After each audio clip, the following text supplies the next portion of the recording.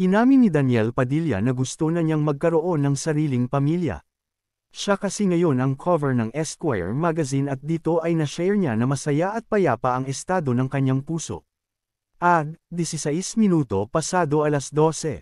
Ang hit teleserye niyang Incognito, ang isa sa nagpapasaya sa kanya ngayon. Enjoy ako dahil I love what I'm doing now. Breath of fresh air talaga itong ginagawa kong Incognito. Before doing this, I was parang, nawalan na rin akong gana, Lahat naman tayo sa trabaho natin, di ba? We burn out because of, ulit-ulit. Yan lang lagi ginagawa mo, say ni Daniel. Dito sa Incognito, na una niyang action serye, ginagampanan niya ang karakter ni Andres Malvar na isang dating scout ranger na dalubhasa sa CQC, close quarters combat, at anti-guerrilla warfare na tinanggal sa military service dahil sa kasong homicide. Entertainment. DJ gusto ng magpamilya. Abante News. April 5, 2025. Inamin ni Daniel Padilla na gusto na niyang magkaroon ng sariling pamilya. Siya kasi ngayon ang cover ng Esquire magazine at dito ay na-share niya na masaya at payapa ang estado ng kanyang puso. Play. Alas 12. 1:45. Mute. Play. Pause. Unmute. Ad, 16 minuto pasado alas 12. Ang hit teleserye niyang Incognito, ang isa sa nagpapasaya sa kanya ngayon. Enjoy ako dahil I love what I'm doing now. Breath of fresh air talaga itong ginagawa kong Incognito. Before doing this, I was parang, nawalan na rin akong gana, Lahat naman tayo sa trabaho natin, di ba?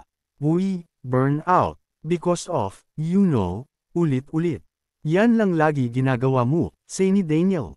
Dito sa Incognito, na una niyang action serye, ginagampanan niya ang karakter ni Andres Malvar na isang dating scout ranger na dalubhasa sa CQC, close quarters combat, at anti-guerrilla warfare na tinanggal sa military service dahil sa kasong homicide.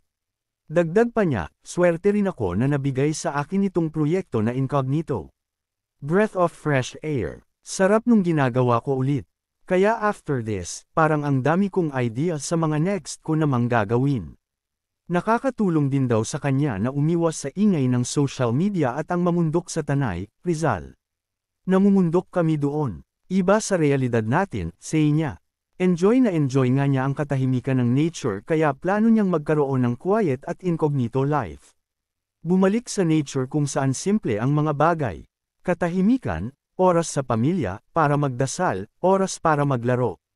Gusto ko lang mag-farm, may mga hayop na inaalagaan, may open space, maraming halaman, sariwang hangin, aniya. Enjoy rin daw siya sa pagiging cool tito, kay baby Claudio na anak ng kanyang younger brother na si JC Padilla. Yung bahay namin nag-iba kasi may baby na. Ngayon ko lang nakita yung effect ng baby, lalo na sa mom ko. Diyos ko po, hindi na umaalis, hirap na hirap umalis, ayaw iwanan si Claudio. Dahil sa na-enjoy niya ang pagkakaroon ng baby ay dito na niya inamin na gusto na niyang magkaroon ng sarili niyang pamilya. Pagpapatuloy niya, wala na akong ibang pupuntahan pa. Gusto ko na rin buksan yung chapter na yun dahil minsan hinahanap na rin ang laman ko. Eventually, I am looking forward to having a family, ano pa ba ang gagawin ko, andan na ako sa boundary. So pukpok muna sa trabaho, then eventually start a family. Wala na akong ibang pupuntahan. Most of my friends have families, nakikita ko na din magkakalaro ang mga anak nila.